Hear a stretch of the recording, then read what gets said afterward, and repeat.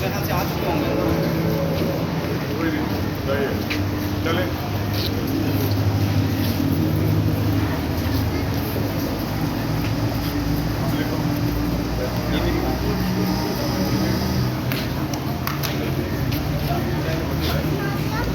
آ جاؤ بیٹا، آ جاؤ، ساتھ آ جاؤ.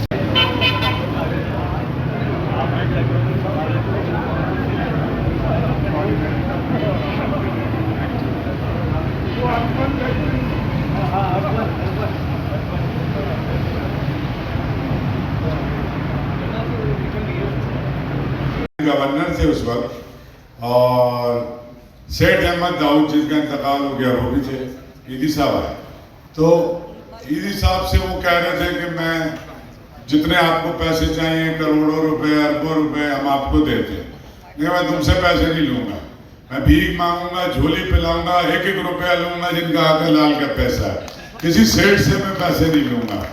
یہ میں پہلی ملاقات تھی میری ان کے ساتھ. ایدی صاحب کا جو کام ہے، اور یہ ایک بڑا مسئلہ ہے فیصل، یہ تمہارے ساتھ بھی ہے، وہ یہ ہے کہ جب کوئی اتنی بڑی شخصیت چلی جاتی ہے تو اس کے بعد والے ان کے بچے جو کام کر رہے ہوتے ہیں، وہ اتنا بڑا تناور درخت ہوتا ہے کہ اس کی شیڈوں میں آ جاتے ہیں. اور فیصل بھی جتنی بھی باتیں یہاں ہوئی ہیں کہ بدبودار لاشیں اٹھانا ہے، سیلاب میں یہ مرتے مرتے بچا ہے، یہ بند ٹوٹ گیا تھا، یہ اندر گھسا ہوا تھا، تو پورا ہی is a true son of Abdul Sattar Edhi. I think ہمیں جو ہے سب کو، میں نے تو یہ کیا کہ میرا بیٹا بھی یہاں بیٹھا ہوا سڈنی سے ہے. جنازے کے اگلے روز میں فیصل کے پاس وہاں گیا، اور یہ میرا بیٹا بھی ساتھ تھا، اور میرا دل چاہ رہا تھا. تو فیصل سے تو ہماری دوستی بھی بہت ہے، اور بھائی ہے میرا. ہمارے خیالات بھی کافی ایک جیسے ہیں، بہت سی چیزیں جو ہم مائک پہ بیان نہیں کر سکتے زیادہ تر. تو میں نے اس کو کہا یہ میرا بیٹا بھی سڈنی سے آیا ہے، اس نے بزنس پڑھا ہوا ہے، میں آرٹس کونسل چھوڑ دوں گا، اگر تو کسی طرح سے بھی یہ محسوس کرتا ہے میرے ساتھی ہیں، آرٹس کونسل چلتا رہے گا. آرٹس کونسل کوئی کام نہیں، جو کام ایدی ٹرسٹ اور ایدی صاحب اور بلقیس صاحبہ اور فیصل اور ان کی بچیاں کر رہی ہیں اس کے سامنے. میں نے کہا میں ابھی چھوڑ کے تیرے پاس آ جاتا ہوں میٹر. تو اس نے بولا کہ نہیں احمد بھائی، وہ کام بھی ضروری ہے، آپ ادھر بیٹھ کے ایدی ٹرسٹ کا کام کریں. میں ایمانداری سے اس رات میں گیا تھا، جیسے پہلے ہوتا تھا نا، اپنے بچے کو بھی ساتھ لے گیا کہ ہوتا ہے کہ جی یہ ہے بچہ میرا، یہ میں ہوں، مطلب. اور فیصل کو پتا ہے کہ ہمارا مقصد بھی تھا، لیکن فیصل پتہ نہیں کیوں نہیں چاہتا کہ ہم اس کے ساتھ کام کریں. خیر بہت ہی ظاہر ہے، میں کیا اتنے سارے آپ سب لوگ کنیکٹڈ تھے بلقیس صاحبہ کے بارے میں. میں تو خیر بہت ہی متاثر ہوں ان کی شخصیت سے، اور جتنی سادگی سے اور جتنا سچائی سے ان کے میں نے سارے انٹرویو بھی دیکھے. ابھی جس دن ان کا انتقال ہوا، پھر وہ اپنا ہمارا دوست ہے سہیل بڑائچ، وہ جو بلقیس صاحبہ کا انٹرویو تھا وہ جیو نے لگایا ہوا تھا. باقی سارے چینل کھلی باتیں کرتی تھی.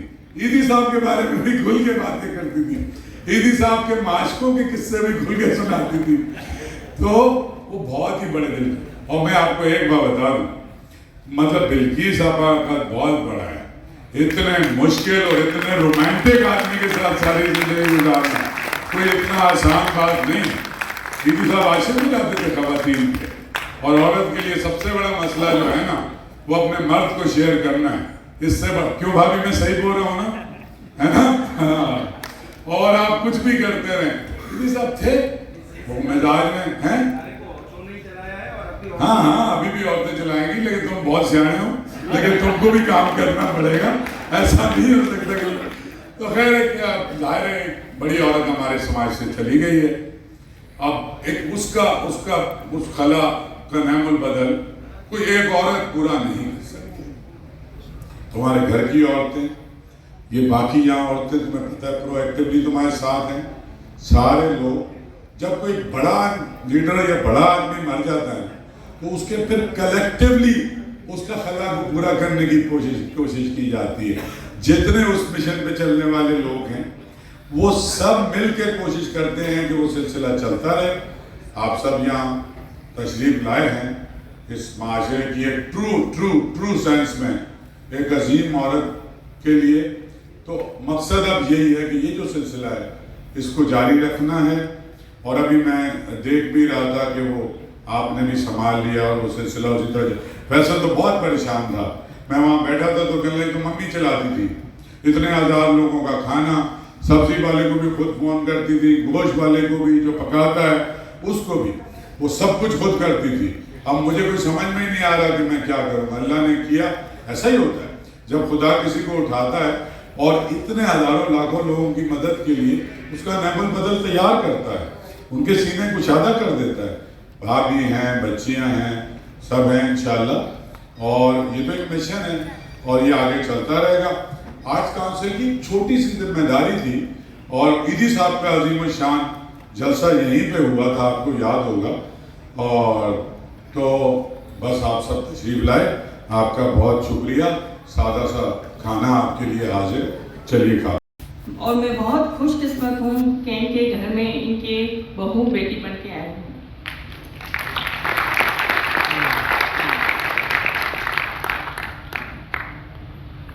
میں ممی اور ایدھی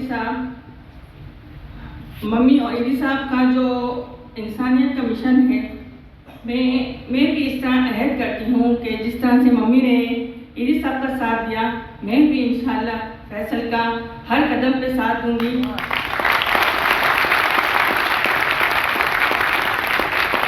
اور ان کے شانہ بشانہ مل کے میں کام کروں گی. اور میں آپ سب سے دعا گو ہوں کہ آپ ہمارے اس مشن میں ہمیں دعا دیں کہ اس مشن کو ہم آگے تک اور آگے تک ہم لے کے آگے جا سکیں. تم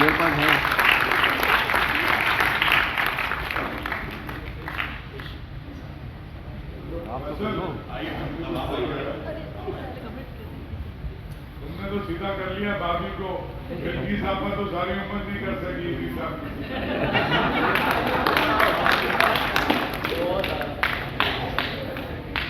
یہ کریڈٹ ان پہ جاتا ہے.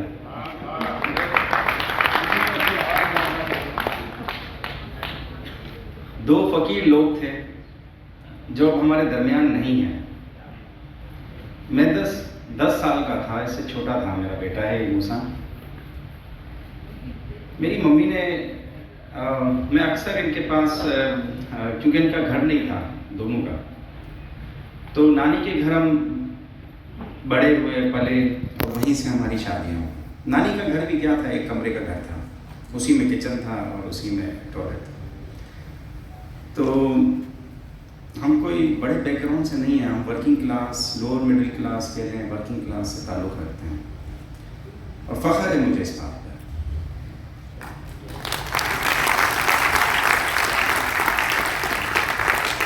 انہوں نے جو مشن کا آغاز کیا ایدھی صاحب نے, ایدھی صاحب کو جنون تھا.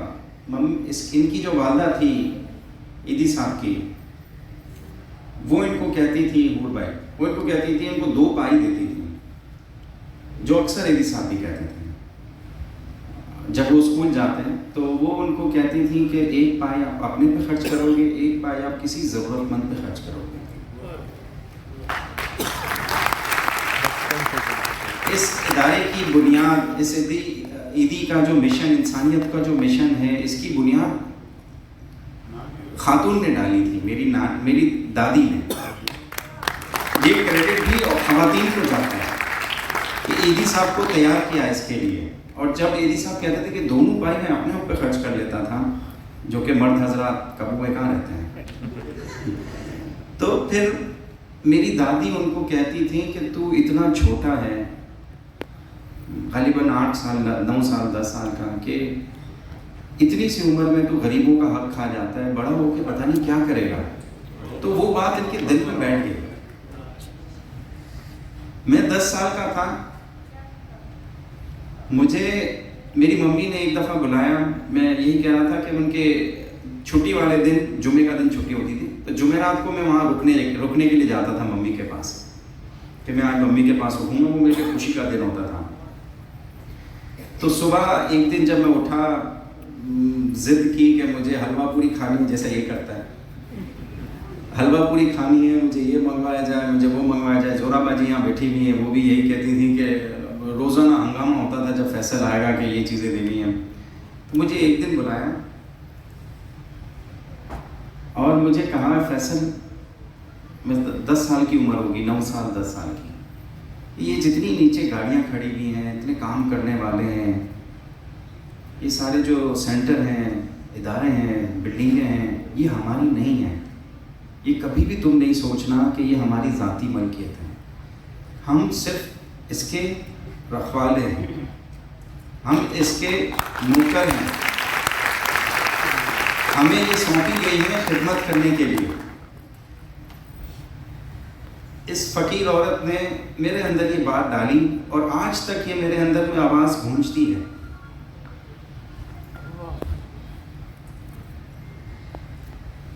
جھولا انہوں نے شروع کروایا. ایدی صاحب جب ایمبولینس سروس کا انہوں نے آغاز کیا 1951 میں، جب انہوں نے ایدی سینٹر کا آغاز کیا، چھوٹی سی ڈسپینسری تھی، کم پڑھے لکھے لوگ تھے، سادے لوگ تھے، سچے لوگ تھے، ان کی مخالفت بہت زیادہ تھی، لیکن والنٹیئرزم ان میں بہت زیادہ تھا. ہر جگہ پہنچ جاتے تھے، بھاگ دو، کسی کو بھی ضرورت ہے پہنچ جائیں گے. وہ چیز میرے اندر نہیں ہے. میں کبھی کبھی سوچتا ہوں اللہ کرے وہ انرجی میرے اندر آ جائے. تو یہ تھوڑی سی سست طبیعت کا مالک ہوں میں. خیر 54 میں 54 میں پہلی ایمبولینس خریدی، سیکنڈ ہینڈ ہلمن ماڈل کی. ایدی صاحب نے اسی پہ گاڑی چلانا سیکھی اور 22 سال تک وہ اکیلے گاڑی چلاتے رہے، 24 گھنٹے دن رات. اور وہی ایدی صاحب کی انویسٹمنٹ تھی، وہی ایدی صاحب کی لگن تھی، وہی ایدی صاحب پہ لوگوں کا اعتماد تھا جو کہ انہوں نے ایک نسل تک جو ہے وہ دیکھا. اور اس کے بعد پھر ایدی صاحب کا جو ساتھ دیا، اور اسی دوران ممی کے ساتھ ان کا جو ہے وہ شادی ہوئی 60s میں، مڈ 60s میں. ممی کی شادی کے بعد 10 سے 15 سال کے اندر ایدی فاؤنڈیشن، جب شادی ہوئی ایک ہی سینٹر تھا، 15 سال کے اندر پورے پاکستان میں ایدی سینٹر پھیل گیا.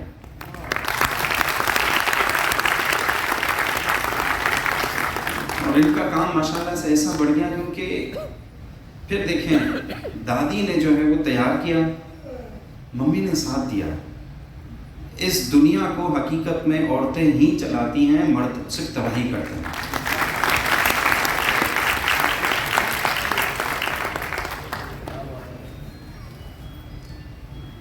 مجھے بہت امید ہے کہ مجھے صحیح چلا سکیں گی. اور یہ میری بیٹیاں تو ایک طرف سے ایک کان پکڑتی ہیں، دوسری طرف سے دوسرا کان پکڑتی ہیں. تو اللہ ان کو بھی ہمت دے کہ میرا ساتھ دیں، ایدی صاحب کا ساتھ دیں، ایدی صاحب کے مشن کا ساتھ دیں.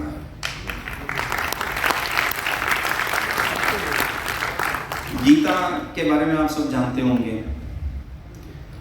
ممی کو پتا چلا، گونگی تھی، بہری تھی، وہ نہیں بتا سکتی تھی کہ کون سے مذہب سے تعلق رکھتی ہے. جب ممی سے ان کی ملاقات ہوئی کچھ مہینوں کے بعد ایدی سینٹر میں رہنے کے، تو اس کا پہلا نام فاطمہ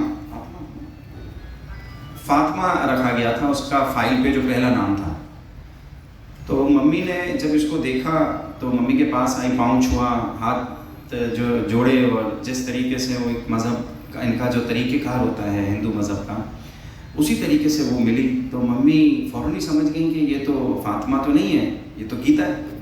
تو فوراً نام چینج کروایا فائل پہ، اور اس کو جو ضرورت تھی، اس کو مندر لے کے گئی تو اس نے فوراً مطلب اپنائیت کا احساس کیا. اس نے فوراً جو بھگوان تھے مختلف قسم کے اس کو اٹھایا کہ مجھے یہ بھی چاہیے، یہ بھی چاہیے. پھر انہوں نے ممی نے جو ہے ان کو میٹھا دل لے کر آئی اور وہاں پہ ان کو ایک مندر بنا کے دے دیا. ان کو پتا تھا کہ کسی اور سینٹر میں رہیں گی تو اس کو تنگ کرتے رہیں گے. تو وہ وہاں پر اپنا جو ہے وہ مندر بن گیا ان کا، پوجا کرتی رہیں، خوش تھیں. ایک اچھے گھرانے مطلب مذہبی خاندان سے تعلق رکھتی تھیں وہ. اسی طریقے سے بہت سارے بچے ہمارے پاس جھولے میں آتے ہیں تو ان کے ساتھ بعض اوقات جو ہے وہ پرچیاں ہوتی ہیں. اکثر تو نہیں ہوتی، لیکن 100-200 بچوں میں سے، 300 بچوں میں سے ایک آدھ بچے کے ساتھ ایک پرچی ہوتی ہے جس میں لکھا ہوا ہوتا ہے، کراس بنا ہوا ہوگا کہ یہ بچہ جو ہے وہ مسیح خاندان سے تعلق رکھتا ہے، یا اس میں یہ لکھا ہوا ہوتا ہے کہ وہ فلاں مذہب سے تعلق رکھتا ہے. تو ہماری پوری کوشش ہوتی ہے کہ ہم اس امانت میں خیانت نہ کریں.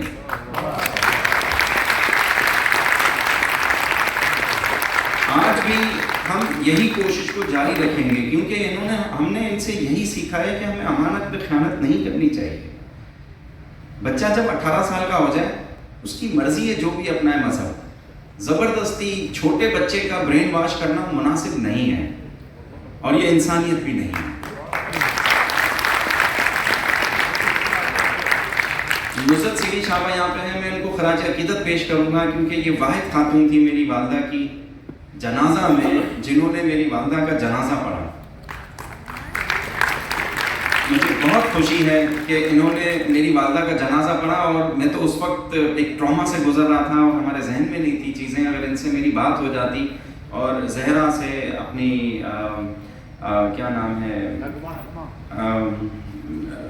زہرا ہے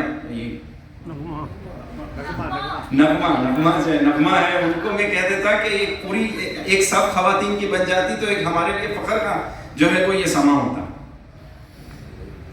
بہت بہت شکریہ آپ لوگوں نے جمع ہوئے ہیں اس خاندان کو خراج عقیدت پیش کرنے کے لیے کہ جنہوں نے خدمت کی ایسی مثال قائم کی کہ دنیا ہم سے پوچھتی ہے، ہم جب دنیا بھر میں جاتے ہیں تو سب سے پہلے پوچھا جاتا ہے کہ بھئی آپ کے ملک میں عبدالستار ایدھی جیسی شخصیت موجود ہے، تو ان سے ڈسکشن کے بعد ایک اندازہ ہوتا ہے کہ ان کے دلوں میں کتنی گنجائش ہے۔ ہمارے عبدالستار ایدھی، ہماری آپا، اور پھر اس کے بعد فیصل موجود ہیں۔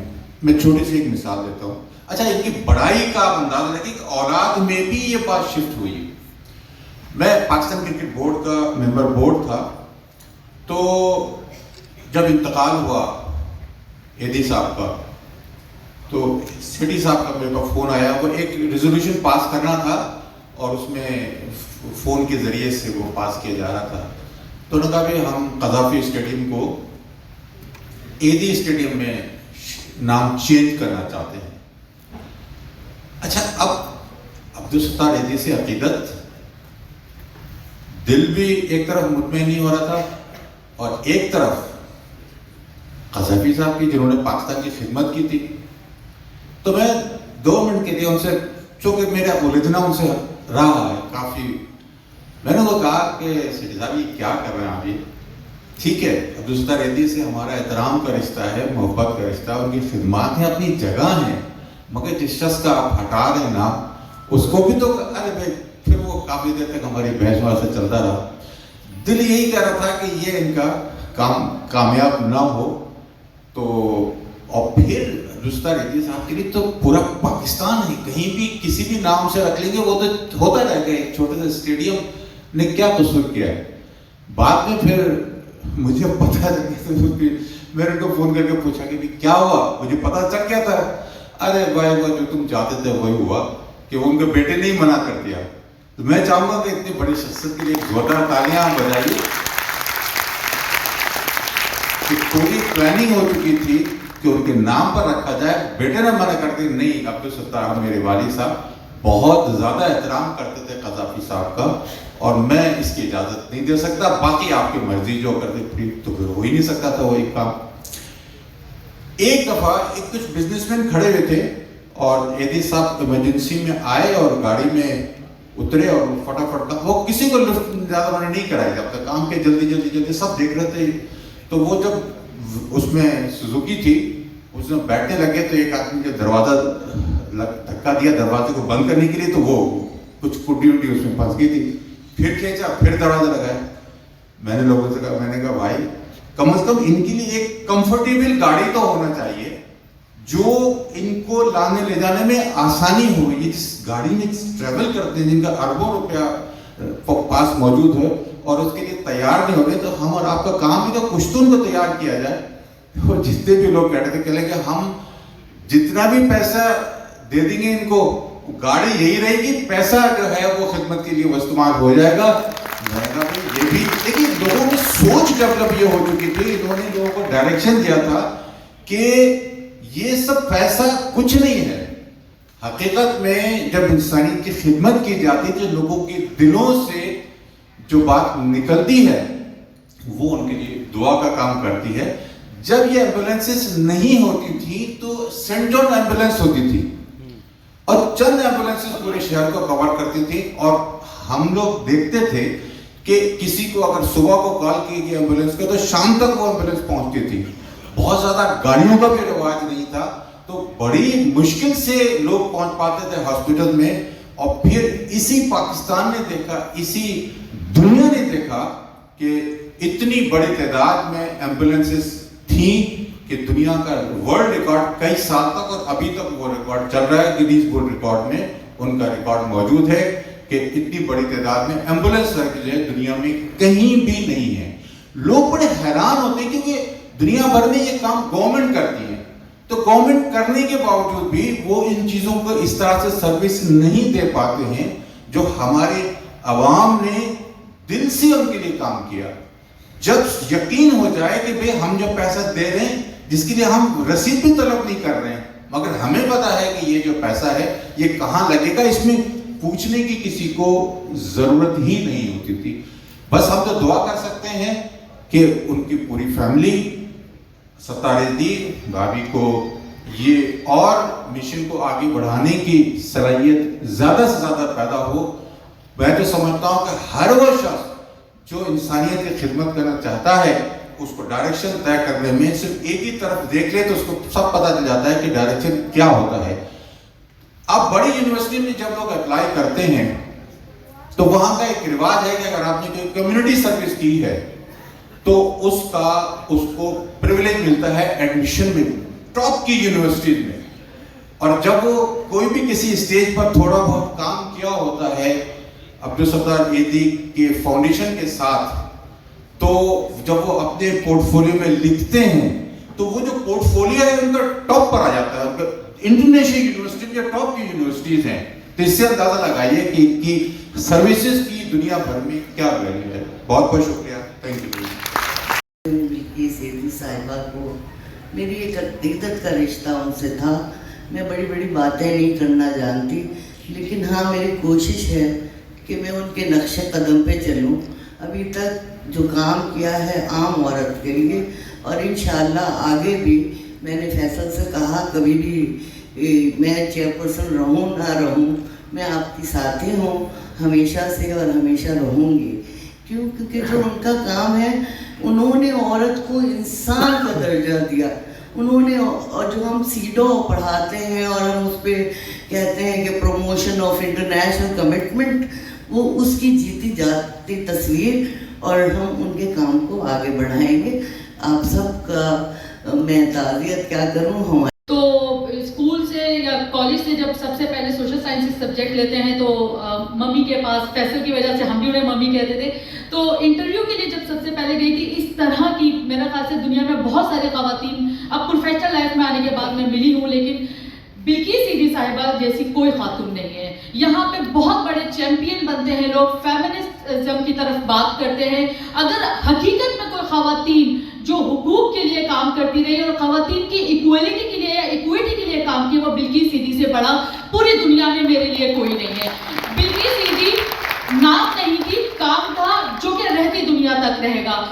मैं बिल्कुल टाइम नहीं लूंगी, लेकिन जस्ट हमें क्या करना है, हमें एदी फाउंडेशन को मजीद मजबूत करना है।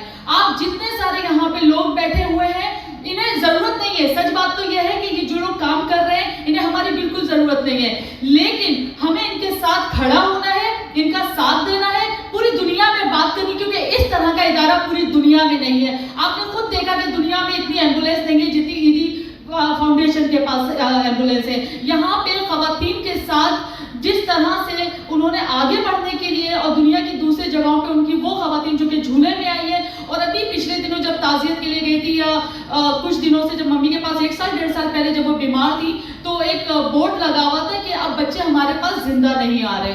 तो वो बड़ी उदास भी थी और बात भी कर रही थी, क्योंकि शायद अब अबॉर्शन का जो राइट है वो पाकिस्तान में छुप कर हो रहा है और जिस तरह से हो रहा है, तो ये इंसानियत की इतनी बड़ी तस्लील है जिसको पाकिस्तानी हुकूमत का जो काम है वो नहीं करेंगे, एनजीओज का जो काम है वो नहीं करेंगे।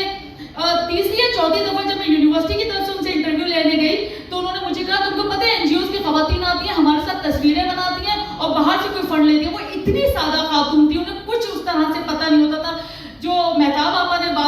एक्सप्रेशन, और जो किश्वर आपा ने बात की कि फैसल ने जैसे कहा होगा कि अपनी पार्टी का नाम नहीं लेना, वो ये बातें हमें भी बताती थी। तो ये बात हकीकत है, आप मुझे बता दें, आप अपनी उंगलियों पे नहीं गिन के नाम बता सकते कि इस जैसी कोई खातून थी। तो खराज तहसीन पेश करना है, यूदी फाउंडेशन के साथ खड़े रहना है, उनके काम को आगे बढ़ाना है, जितना आपके पास जो टाइम होता है उसके लिए वॉलंटियर करना होगा। शुक्रिया। नाम है हमारे पास उन औरतों में और वर्किंग क्लास औरतों में, जहां हमें कहीं ढूंढने से भी वर्किंग क्लास की औरत कहीं ऊपर या उनके बारे में लिखते हुए अखबारात या कहीं नज़र नहीं आती, किताबें वगैरह, लेकिन बिल्किस ईदी उस वर्किंग क्लास खातून का नाम जो है वो सबसे ऊपर है और सबसे ऊपर हमेशा रहेगा। और उनका काम ऐसा काम है कि उन्होंने एक ऐसे चलन को इस समाज के अंदर चला दिया कि जिसके बारे में बात करना जुर्म था, जिसको हम टैबू कहते हैं या इलिजिटिमेट कहते हैं, नाजायज़ जिसको हम कहते हैं, उन जो अनवांटेड बच्चे होते हैं या रेप की सूरत में पैदा होने वाले बच्चे होते हैं। अजीज साथियों, ये मौका किसी लंबी चौड़ी तकरीर का नहीं है। जैसा कि आपको मालूम है, हम और आप यहाँ उस अजीबुल मर्तबत हस्ती को अपनी मोहब्बत का खराज, अपनी अकीदत के फूल, अपने मेहर वफा के गुलदस्ते नज़र करने के लिए हाजिर हुए हैं, जिसकी ज़ात करोड़ों इंसानी जद्दोजहद के मोर्चों का इत्र थी। मौका दिया कि मैंने ईदी साहब के बहुत तवील इंटरव्यू किया, बिल्किस ईदी से भी बहुत गुफ्तगू होती रही, और जो इनका अंदाज़ गुफ्तगू था, आपने आखिरी देखा होगा कि क्या अज़्म था, क्या हौसला था और आंखों में रोशनी कैसी थी। तो जब एक औरत ठान लेती है कुछ भी करने को, तो उसे रोक कोई नहीं सकता। अगर बिल्किस बानो नर्सिंग के शोबे में सीखने गई, तो आप यकीन जानिए कि उसके दिल के किसी गोशे में इंसानियत की खिदमत का कितना बड़ा जज्बा होगा। और लेकिन खुशकिस्मती फिर ये कि अब्दुल सत्तार ईदी जैसे आदमी के साथ ज़िंदगी गुजारी। उसमें मैं ये तो नहीं कहूँगी कि उनमें आगे कौन था और पीछे कौन था, लेकिन आप यकीन रखिए कि एक मर्द के साथ औरत जब साथ चलती है तो ज़िंदगी कुछ और हो जाती है। और बिल्किस ईदी ने जिन झूलों में से ये छोटे छोटे बच्चे बल्कि उनके लिए रख दिए, तो मैं ये सोच रही थी कि अब ये झूले जिसमें बच्चे अभी भी जाते होंगे, लेकिन उनको वो लम्स नहीं मयसर होगा जो बिल्किस ईदी के हाथों का लम्स बाकी बच्चों को मिला। लेकिन जो सिलसिला चल पड़ा है वो चलेगा, और अब्दुल सत्तार ईदी और बिल्किस ईदी साहिबा जो छोड़ गई हैं अपने पीछे, जिसको अंग्रेज़ी में हम कहते हैं एक लेगेसी है। ये कितने मुल्कों में ऐसे लोग और इस तरह के लोग और इस तरह की ऑर्गेनाइजेशन काम करती हैं। ये ऐसे नहीं है कि दुनिया में अच्छे काम नहीं होते। मदर टेरेसा चल भी नहीं सकती थी, छुप छुप के चलती थी, लेकिन उनका नाम ही ऐसा था, वो इदारा ही ऐसा था कि लोग आंखें बंद करके और उनके काम को सराहते तो क्या थे, मदद करते थे। हमने अब्दुल सत्तार ईदी साहब को सड़क पर बैठे हुए देखा, झोली फैलाते देखा, उनको बुरा तो नहीं लगा, लेकिन उनकी झोली में लोग पैसे ऐसे डाल के जाते थे कि उनको एक लम्हे को ये ख्याल नहीं आता था कि ये शख्स उठा के अपनी जेब में डाल दे, बल्कि उसने तो अपना दिल, अपनी जान जो है वो लोगों के सुपुर्द कर दी। एक दफ़ा एक ईरानियन डेलीगेशन आया था और उस वक्त के जो मेरे ख्याल में प्रेसिडेंट थे, उनकी बेगम साहिबा थी, और मुझे आई वाज सेक्रेटरी इंफॉर्मेशन, मुझे ये कहा गया कि आप इनके साथ रहेंगी, और उसमें एक जगह जहाँ उनको जाना था वो ईदी फाउंडेशन का वो वाला घर जो अब्दुल्ला शाह बाजी के नीचे है, और मैं भी उसमें पहली दफ़ा जा रही थी, और क्या हसीन वो घर है और कितना खूबसूरत शानदार अंदर से बना हुआ वो घर। تو آپ یہ سوچئے کہ جب میں ایدھی صاحب کا انٹرویو کرنے گئی تو میں سمجھی شاید وہ مجھے اسی گھر میں کہیں گے کہ ادھر ان کا انٹرویو کریں، لیکن میں کھارا در والے گھر میں گئی، چھوٹا سا گھر، اندر بچے اور اتنے جھولے. آپ یہ دیکھیے کہ ہمارا معاشرہ کتنا بے حس اور کتنا ظالم، جو نوزائیدہ بچوں کو نہیں بخشتا، قبول نہیں کرتا. اس وقت ان سب کی عزتیں، مراتب سب کو یاد آتے ہیں، لیکن زندہ جان اور اس کی زندگی وہ کسی کا مقصد نہیں ہوتا. تو ایک قطار سے آپ یہ جھولے، آپ نے ڈاکیومنٹری میں دیکھا، قطار سے ایک جھولے ہیں. تو یہ کتنی زندگیاں ہیں جو بچی ہیں، کتنے بچے ہیں جنہوں نے دن کی روشنی دیکھی ہے، کتنے بچے ہیں جنہوں نے تعلیم حاصل کی اور اپنی زندگی گزار رہے ہیں. ناسا تک اگر ایک بچی پہنچ رہی ہے تو اللہ نے اس کی قسمت اسی طرح لکھی تھی. اور اس کے سامنے کون ہوں گے اس کے ماں باپ؟ اس کو تو بلقیس ایدھی یاد ہوں گی، امی، ممی اور عبدالستار ایدھی. تو ہمارے پاس دو ایکسٹریمز ہوتے ہیں، دو انتہائیں ہوتی ہیں.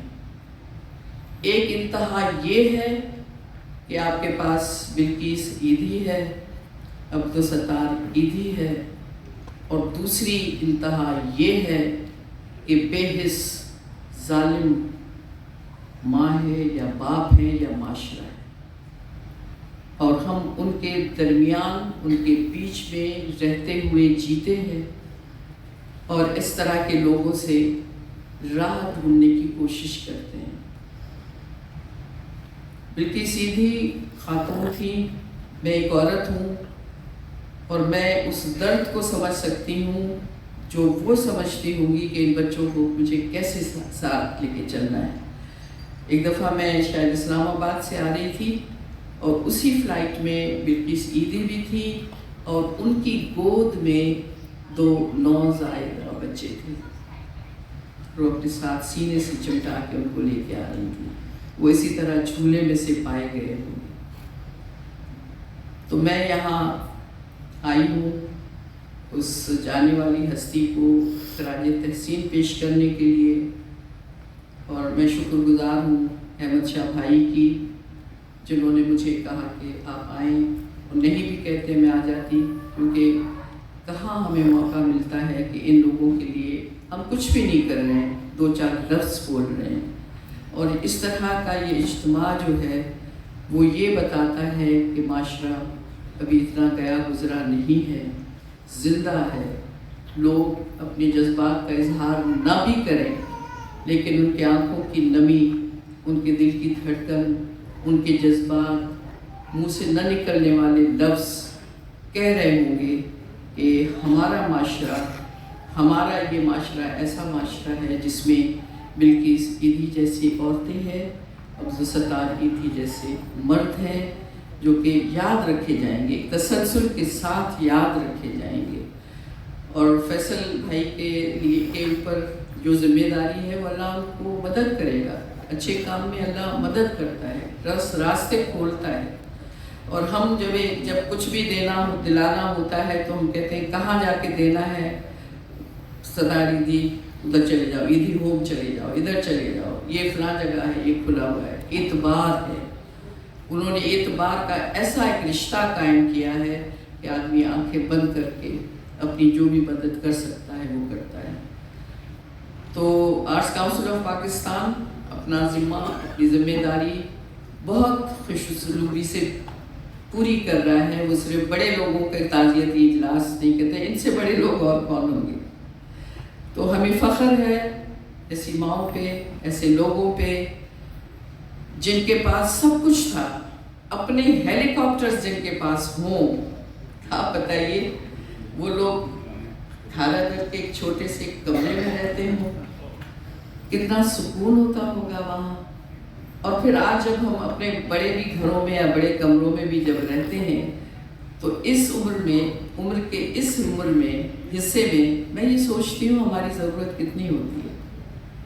رات کو سونے کے لیے یہی ایک بستر، صبح شاید لاؤنج میں بیٹھنے والی وہی کرسی، وہی کونا، بس جس کے لیے ہم اتنی لڑائیاں کرتے ہیں، اتنا ایک دوسرے کی ٹانگ کھینچتے ہیں، لیکن زندگی یہی ہے۔ اور یہ راز عبدالستار ایدھی نے پا لیا تھا، اور یہی راز بلقیس ایدھی نے پا لیا۔ بہت میں سب سے پہلے تو آرٹس کونسل کی اور شاہ صاحب کی شکر گزار ہوں کہ اتنا خوبصورت پروگرام انہوں نے کیا۔ بس مشکل یہ ہے، میں اس لیے معذرت کر رہی تھی کہ میں اتنی اچھی مقرر نہیں ہوں کہ ستار ایدھی یا بلقیس ایدھی کے بارے میں بات کر سکوں، لیکن کچھ ایک دو چھوٹی چھوٹی چیزیں بتانا چاہوں گی آپ کو کہ وہ جتنی گفتگو میں بے ساختہ تھیں اتنی ہی عمل میں بھی بے ساختہ تھیں۔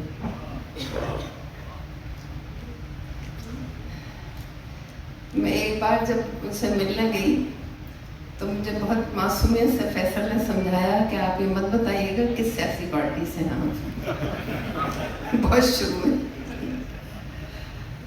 لیکن میں نے بتا دیا تو بہت نالا تھیں اور بہت یوں انہوں نے مجھے دیکھا، کہنے لگی تمہارے ماں باپ یا تم سب جب ہندوستان سے یہاں آ گئے، پاکستان میں رہ رہے ہو، کھا رہے ہو، پی رہے ہو، تو پھر کاہے کی ہجرت، کیسے مہاجر؟ لیکن پھر میں نے سمجھایا بھی، اور کچھ پتہ نہیں ان کی خواہش یا ان کی ول یا کیا چیز تھی کہ وہ مہاجر سے متحدہ ہو گئی میری تنظیم۔ پھر جب اس کے بار ملی تو بہت گلے لگایا، انہوں نے مجھے بہت پیار بھی کیا۔ میں یہ بتا رہی تھی ان کی گفتگو میں بے ساختگی، وہی بے ساختگی ان کے عمل میں تھی۔ ایک بار میں گئی تو کہیں سے کچھ اپنا کام کر کے پہنچی تھی، تو میں نے پوچھا بلقیس صاحب آپ کہاں گئی تھی؟ کہتے ہیں میں طوائف سے ملنے گئی تھی۔ وہ عورت، وہ پیشہ جسے معاشرہ قبول نہیں کرتا، ان کا ذہن کتنا کھلا ہوا تھا، کتنا کھلا ہوا تھا۔ میں چونکی تو نہیں، لیکن میں نے پوچھا کیوں؟ کہنے لگی میں یہ پوچھنے گئی تھی کہ یہ دوسروں کے مرد جب تمہارے پاس کیوں آتے ہیں؟ ان کا سوال اپنی جگہ بالکل صحیح تھا، لیکن انہوں نے اس کے جواب کی حمایت کی۔ کہنے لگی کہ مرد جب تھکے ہوئے گھر پہنچتے ہیں، بیوی کے سر میں درد ہوتا ہے، ساس سے لڑائی ہوئی ہوتی ہے، بہت سے مسائل ہوتے ہیں، تو وہ پھر ہمارے پاس آتے ہیں، ہم انہیں چائے بھی پلاتے ہیں، ان کے کنگھا بھی کرتے ہیں، ان کے بال بھی۔ تو مجھ سے کہنے یہ بتاؤ پھر اس عورت کا تو کوئی قصور نہیں ہوا؟ یعنی ان کے دل میں، ذہن میں ایک ایسی عورت کے لیے گنجائش تھی جس کو معاشرہ قبول نہیں کرتا۔ ہم ڈھونڈتے ہیں یا سوچتے ہیں کہ وہ تعلیم یافتہ نہیں تھی۔ میں تو سمجھتی ہوں ان کو مذہب کی حدود میں بھی قید نہیں کرنا چاہیے۔ ستار ایدھی صاحب اور بلقیس ایدھی، ان کا مذہب صرف انسانیت تھا۔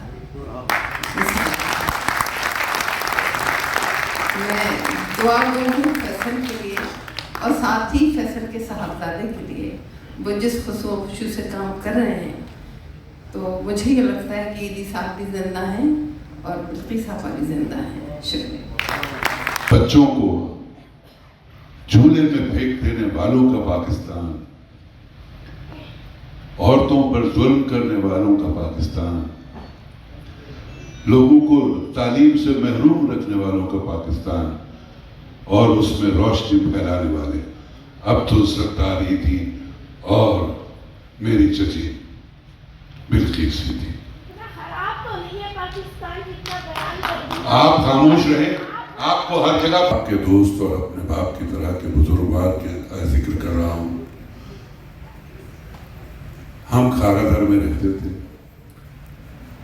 باغ دیرہ اسٹریٹ پر ہمارا گھر تھا، اور 2 قدم پہ پولیس چوکی کے پاس مانڈویہ بھائی، مانڈویہ انکل کا مجاہد پریس ہوا کرتا تھا، اور وہ ایک برسوں تک ایک مثلث کو چند گھنٹے، چند لمحے ایک ساتھ دیکھتا تھا، اور وہ تھے عبدالستار ایدھی بھائی، مولانا عبدالستار ایدھی اور مانڈویہ انکل اور میرے والد، اور इन तीनों बुजुर्गों को जब मैंने देखा जिस तरह से ये बात करते थे इस मुल्क के बारे में, इस वतन के मसाइल के बारे में, तो ये एहसास होता था कि अगर हम उनसे ये सीख रहे हैं या देख रहे हैं तो अपने बाद वालों को हम भी यही सबक दें। तालिब इल्म के ज़माने में हमने भी जेलें काटी, और जब मैं अयूब खान के ज़माने में गिरफ्तार हुआ था तो वालिद साहब को और बहुत से लोगों को पता नहीं था कि मैं कहाँ हूँ। तो सबसे पहले टिफिन बॉक्स में खाना डालने वाले मेरे चचा जान मौलाना अब्दुल सत्तार जी। सर सैयद कॉलेज में मैंने भूख हड़ताल की तालिब इल्मों के साथ साथी की हिमायत में, तो उस वक्त भी चाचा आए, यार भूख हड़ताल मत कर, रात को कुछ सूप पी ले, तेरे बाप को माँ को बहुत फिक्र है, तो इकलौता है। ईदी साहब के पूरे खानवादा से ताज़त का इज़हार करते हुए दिल की गहराइयों से उनको ये बात बताना चाहता हूँ कि एक बार मैंने बिल्किस ईदी साहिबा से पूछा कि आपने ये काम कैसे शुरू किया, तो उन्होंने कहा कि कैसे का तो मतलब ही नहीं है, हमको शुरू करना था। मैंने ईदी साहब से पूछा था, एक सिंधी अखबार के लिए मैं उससे इंटरव्यू लेने गया, मैंने पूछा आपने ये कैसे शुरू किया? कहा वो बिस्मिल्लाह बिल्डिंग गिरी तो बाप नीचे गटर में लाश उसकी पड़ी थी और उसका बेटा ऊपर मुझे कह रहा था ईदी साहब मेरे बाप को ऊपर उठाएं। उस वक्त मुझे ख्याल आया कि कभी कभी बाप बेटे का नहीं हो सकता, बेटा बाप का नहीं हो सकता, उस वक्त अब्दुल सत्तार ईदी सबका हो सकता है। मेरा ख्याल है मुझे कमिटमेंट देने की ज़रूरत नहीं, उनको पता है। मैं ये समझता हूँ कि हमारे पूरे मुल्क में तो नहीं बल्कि शायद इस पूरी दुनिया में बहुत कम लोग ऐसे होंगे या बहुत कम जोड़े ऐसे होंगे जिन्होंने मिलकर एक ही तरह का काम किया होगा और दुनिया में नाम कमाया होगा, बहुत कम होंगे शायद। और जिस तरह यहाँ कहा गया कि तालीम भी नहीं थी, कोई ख़ानदानी बड़ा बैकग्राउंड भी नहीं था, कोई ऐसी शनाख्त भी नहीं थी, लेकिन सिर्फ अपनी कमिटमेंट से और एक मकसद हयात बना लेने से वो काम कर गए जिसका शायद अब ख्वाब और ख्वाहिश हर आदमी करता होगा। मतलब मुझे ये कहने में कोई शायद मेरे लिए बहुत फ़ख्र की बात होगी, मैं कहूँगा कि अल्लाह करे मेरी बच्चियाँ बिल्किस ईदी जैसी बन जाएँ, अल्लाह करे कि मेरे बेटा जो है वो सत्तार ईदी की तरह हो जाए। ये एक ऐसी दुआ है जो शायद हर आदमी चाहता होगा कि वो अपनी फैमिली के लिए, अपने बच्चों के लिए, अपनी नस्ल के लिए करे। जो खिदमात अब्दुल सत्तार ईदी साहब की थी या बिल्किस ईदी साहिबा की थी या ईदी फाउंडेशन की हैं, अल्लाह ताला ने बड़ा, इसमें तो कोई एक शक व शुबे की गुंजाइश हमें रखनी नहीं चाहिए कि ये दोनों जो इनकी खिदमात है इंसानियत के लिए जन्नतुल फिरदौस में आला मकाम पर होंगे ज़रूर। लेकिन ये बहुत बड़ा एक आजमाइश और इम्तिहान फैसल ईदी साहब के लिए भी है और उनके दीगर जो फैमिली के मेंबर्स हैं या जो इस सफ़र को आगे बढ़ाना चाहते हैं उनके लिए भी है। ये आसान काम नहीं है कि इतना बड़ा इदारा, इतना बड़ा नाम, इतनी बड़ी उम्मीदें, इतनी बड़ी तवक्कुआत एक वालिद एक वालदा छोड़कर जाएं पूरे मुआशरे के लिए, और वो तवक्कुआत अब यकीनन ईदी फाउंडेशन को चलाने वाले फैसल ईदी साहब हों या इनके बेटे हों या उनके और जो टीम है उनकी हो, वो तमाम उम्मीदें और तवक्कुआत इनसे वाबस्ता यकीनन लोगों की हैं। हमारी दुआ है कि अल्लाह ताला फैसल ईदी साहब को इतनी हिम्मत दे, ताकत दे, इस्तकामत दे, और हम सबको इतनी ताकत दे कि हम उनके शाना बशाना खड़े हों और अब्दुल सत्तार ईदी साहब ने जो सिलसिला बनाया था, जिस नहज पे उसको पहुंचा दिया है, अल्लाह ताला 1000 गुना ज़्यादा उससे आगे लेकर जाए। ये कहना बड़ा आसान होता है। अभी तमाम लोगों ने बात किया कि जी वो आते थे, बच्चे छोड़ जाते थे, जिनके बच्चे थे वो छोड़ के चले जाते थे, जिनकी वो जिन के जिस्म से वो निकलते थे, जिनका खून उनके अंदर होता था, वो छोड़ के चले जाते थे।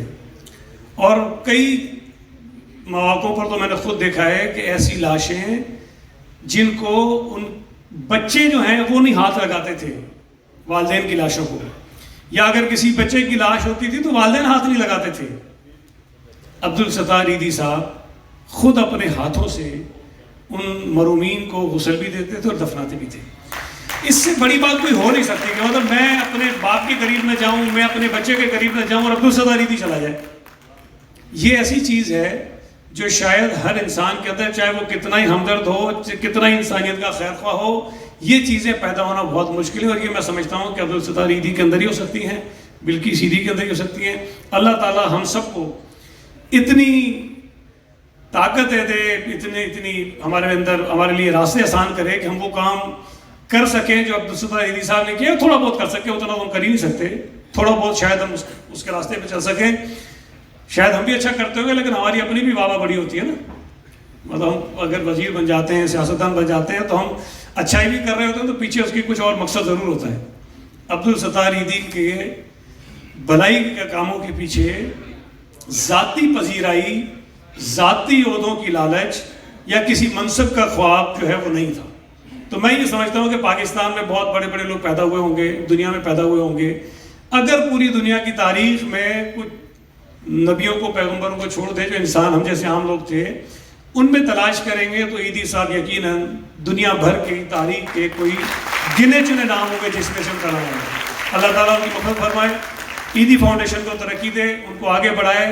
जो बच्चे जिनकी परवरिश उन्होंने की है, जिस तरह वो आगे बढ़े, अल्लाह ताला उनको और तरक्की दे और हम सब हैं इतनी हिम्मत हौसला पैदा करें कि कुछ अब्दुल सत्तार ईदी साहब जैसे काम कर सके। बहुत शुक्रिया कि आज उन्होंने एक अजीम खातून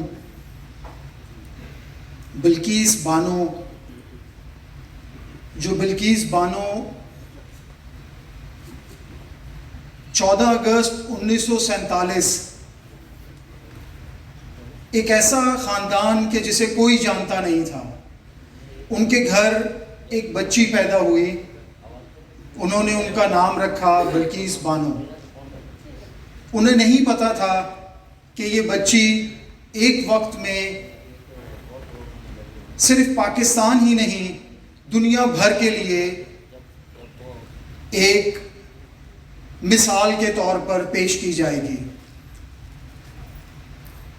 बिल्किस बानो जब 16 साल की हुई तो उन्होंने ईदी फाउंडेशन में ईदी साहब के बनाए हुए इदारे नर्सिंग स्कूल में दाखिला लिया और वहाँ उन्होंने नर्सिंग की ट्रेनिंग ली। पेशेंट्स के साथ उनका रवैया देखकर, उनकी मोहब्बत देखकर, उनका खलूस देखकर ईदी साहब ने उन्हें अपने इदारे का इंचार्ज बना दिया। और कुछ ही अरसे के बाद 1966 ईदी साहब ने बिल्किस बानो से शादी कर ली। बिल्किस बानो बिल्किस ईदी के नाम से पहचानी जाने लगी।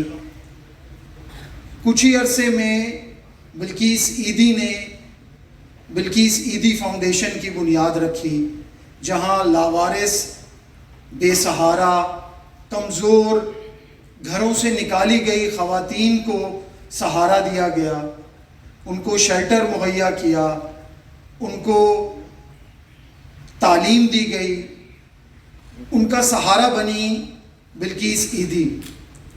बिल्किस ईदी से एक दर्जा और आगे गई और उन ख़वातीन, उन बच्चियों की मम्मी बन गई। जहाँ वो फैसल, कुबरा, इन सब की मम्मी थी, वहीं वो उन सब बच्चियों की भी मम्मी कहलाने लगी। बिल्किस ईदी साहब का एक प्रोजेक्ट जो शायद हम कहें सारी दुनिया में अगर हम कंपैरिजन करें कि किसी का विजन या किसी का अमली कदम, वो झूले का कदम। आज आप देखें कि पाकिस्तान भर में उसके तमाम डिस्ट्रिक्ट्स में जहाँ जहाँ ईदी के ऑफिसेज हैं, वहाँ ईदी ऑफिसेज के बाहर वो झूला मौजूद है।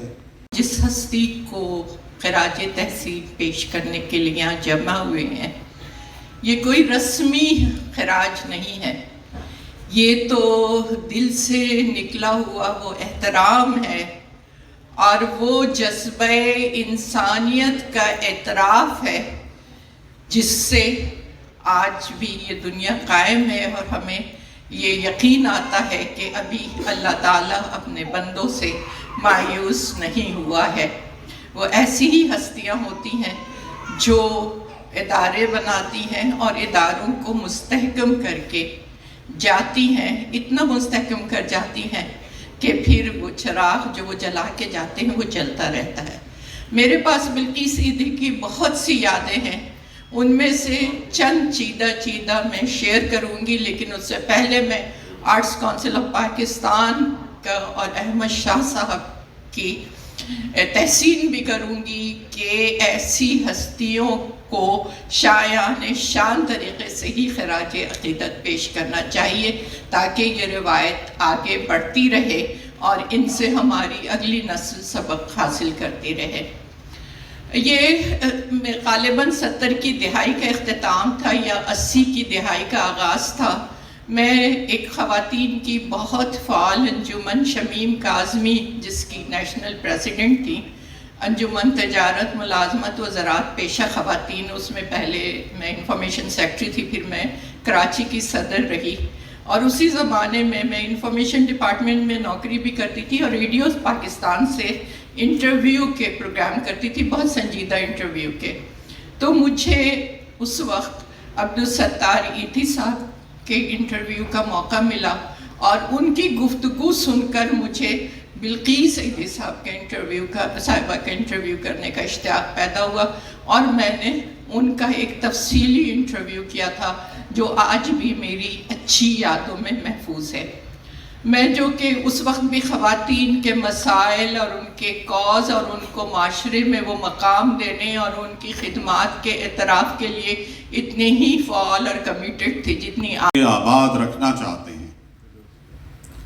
بہت رونق تھی ان کے دم قدم سے شہر جانا میں، یہی رونق ہم ان کے بعد رکھنا چاہتے ہیں۔ انسان جو بھی دنیا میں آیا ہے، موت ایسی حقیقت ہے کہ اس کو جانا ہے۔ بلقیس عیدی 1947 میں دنیا میں تشریف لائیں اور 2022 میں چلی گئیں۔ یہ 75 سال کا عرصہ جو اب تک کروڑوں لوگوں نے دنیا میں گزارا ہوگا، بہت سارے لوگ ایسے ہوں گے کہ جنہوں نے 75 سالہ زندگی گزاری ہوگی، لیکن اس 75 سالہ زندگی میں کیا یہ کروڑوں لوگوں کی نصرت کا کام، ان کی امداد کا کام، ان کی اعانت کا کام، ان کے بچوں کی پرورش کا کام اور بیواؤں کی مدد کا کام، لڑکیوں کی شادی کا کام، یہ سارے کام دنیا میں کتنے لوگوں نے کیے ہوں گے؟ ہم ان ساری چیزوں کا اعتراف کرنا چاہتے ہیں۔ آج کا یہ تعزیتی ریفرنس ہم نے اپنے لیڈر کی ویژن سے یہ بات سمجھی ہے کہ ہم اس کو ایک ایسے ریفرنس میں تبدیل کریں کہ ہم ان کی زندگیوں سے کوئی رونا پیٹنا نہیں، ان کی زندگیوں سے کیا انسپائر کر سکتے ہیں، ہم کیا حاصل کر سکتے ہیں، کیا چیز ایسی ہے کہ جو ہم لوٹا سکتے ہیں۔ کس طرح سے ہم بلقیس عیدی کے سامنے جا کر یا عبدالستار عیدی کے سامنے جا کر سرخرو ہو سکتے ہیں کہ ہم نے اس بات کو جاری رکھا ہے، ہم آپ کے نقش قدم پر چلتے رہے ہیں، ہم نے آپ کے راستے کو فراموش نہیں کیا ہے۔ اس لیے آج کا یہ تعزیتی ریفرنس منعقد کیا جا رہا ہے۔ میں سب سے پہلے سید نصرت علی صاحب سے درخواست گزار ہوں کہ تشریف لائیں اور چند کلمات ارشاد فرمائیں۔ جناب سید نصرت علی صاحب۔ اللہ فرماتا ہے کہ ہم تمہیں ضرور آزمائیں گے، مال کے نقصان سے، جان کے نقصان سے، آپ نے جو ایفرٹس کی ہیں وہ برابر نہ ہونے سے۔ تو خوشخبری سنا دو ان کو جو یہ ایسے موقع پہ جب ان کی مصیبت آتی ہے تو وہ کہتے ہیں کہ ہم اللہ ہی کے مال ہیں، ہمیں اللہ کی طرف واپس جانا۔ تو صبر کی توفیق ہمیں اللہ تعالیٰ عطا فرمائے۔ دوسری بات ابھی جو شکیل خان صاحب نے فرمائی وہ یہ ہے کہ ہم واقعی کیا سیکھتے ہیں ان لوگوں کی زندگی سے، وہ لرننگ پوائنٹس کیا ہیں۔ تو بڑی حیرت ہوتی ہے واقعی ہمیں دیکھ کے کہ ایک مختصر سے وقفے میں جو کنٹریبیوشن ہے بلقیس صاحبہ کا، یعنی آپ بلقیس صاحبہ عین اس دن پیدا ہوئی جس دن پاکستان بنا، یعنی ان کو پاکستان کی پیدائش اور ان کی پیدائش ایک ساتھ ہوئی۔ جو سیکھنے والی بات یہ ہے وہ یہ ہے کہ آپ نے 8ویں جماعت تک تعلیم حاصل کی. عبدالستار ایدھی صاحب نے 2ری جماعت تک تعلیم حاصل کی. آپ کسی امیر خاندان سے تعلق نہیں, آپ کسی بہت بڑے تعلیم یافتہ خاندان سے تعلق نہیں.